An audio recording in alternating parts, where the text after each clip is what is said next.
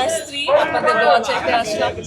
দেখেন আমাদের সাথে থেকে আরো লোকজনকে বললেন আলহামদুলিল্লাহ কাজ করার সুযোগটা করে দেন। আলহামদুলিল্লাহ অনেক কাজ করতে এসছে, অনেক আরামায়েশের জীবন ছিল, সব ছেড়ে কাজ করতে এসছে দেশের মানুষের জন্য, সুযোগটা করে দেন।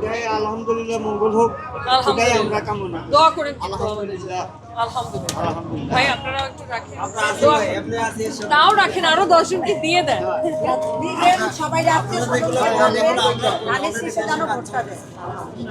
বেশি বেশি করে করেন।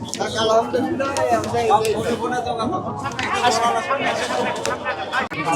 দেখানোর চেষ্টা করছি।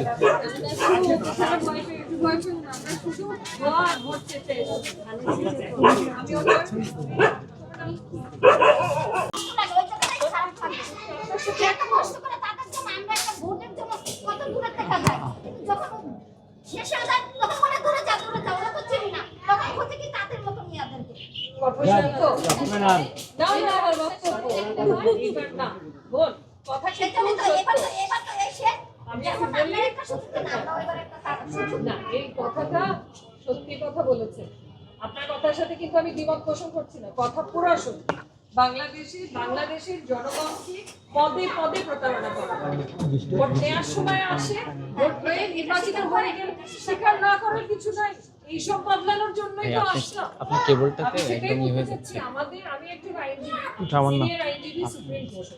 টাকা পয়সার কারণে আমি রাজনীতিতে আমার স্বামীকে সহায়তা করছি না। আমার টাকা পয়সার ওভাবে দরকার নেই, আমার চাহিদাও কম, যতটুকু চাহিদা অতটুকু আমি জীবন নির্বাহ করে খেতে পারছি। কিন্তু আমাদের সবকিছু ছেড়ে আসার উদ্দেশ্য একটাই, দেশের জন্য কাজ করা, এলাকার জন্য কাজ করা। এবার আমাদেরকে সুযোগ করে দেন, তারপরে আপনি দেখেন। আমি ওনার স্ত্রী, আমি আপনার দোয়া চাইতে আসছি। আমাদের সাথে থেকে দোয়া করে নির্বাচিত করে আনেন ববি হাজার স্থানে। আমি এই এলাকার জন্য কাজ করার জন্য এসেছি, দোয়া করুন। আর আছে ওখানে স্ত্রী, আপনার দোয়া চাইতে আসলাম। ববি হাজার ধানের শীষের প্রার্থী উনি, দোয়া করবেন সাথে থেকে।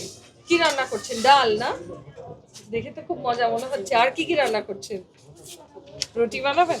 থাক, আপনাকে আর ডিস্টার্ব করবো না, দোয়া করেন আমাদের সাথে থেকে। আপনার